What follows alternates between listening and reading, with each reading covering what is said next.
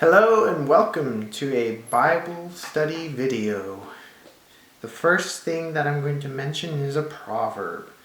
So Proverbs chapter 10 verses 8 of the ESV standard, English Standard Version of the Bible.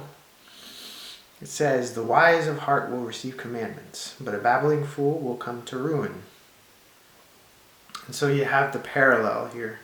You have on the one hand the wise person receiving commandments being verbal, so a person listens more than they speak. But a babbling fool, the opposite, is they speak more than they listen.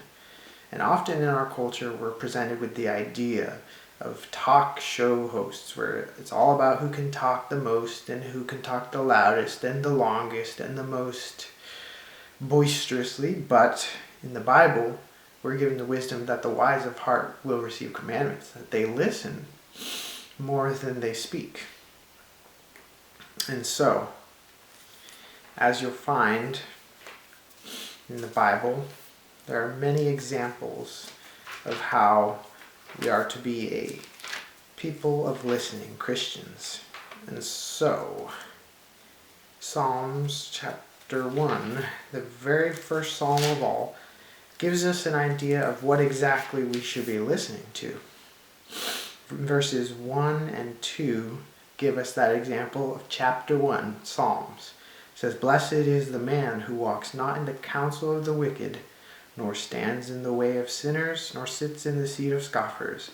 But his delight is in the law of the Lord, and on his law he meditates day and night." And so the word law here in the Bible, many times from a Judaism perspective, law can also be translated as Torah.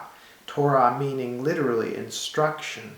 So, if we receive instruction from God, either directly or indirectly through His people, through God's people, pastors, teachers, Bible school teachers, things of this nature, then we'll do much better than if we listen to wicked people or the evil ones. That's what wicked means. It's not a blessing to call something wicked.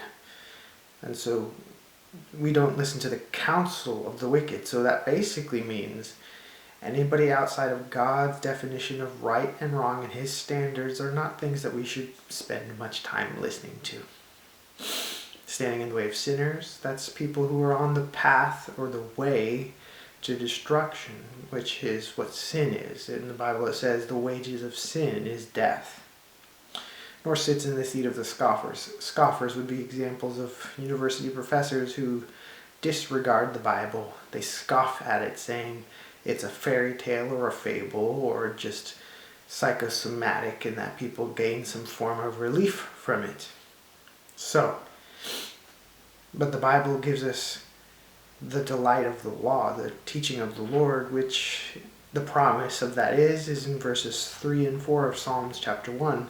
It says, "He, the man who listens to the law of God, is like a tree planted by streams of water that yields its fruit in its season, and its leaf does not wither. In all that he does, he prospers. The wicked are not so, but are like chaff that the wind drives away."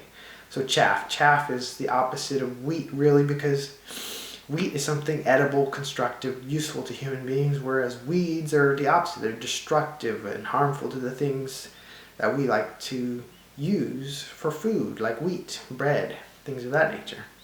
So the wicked are compared to chaff that the wind just drives away.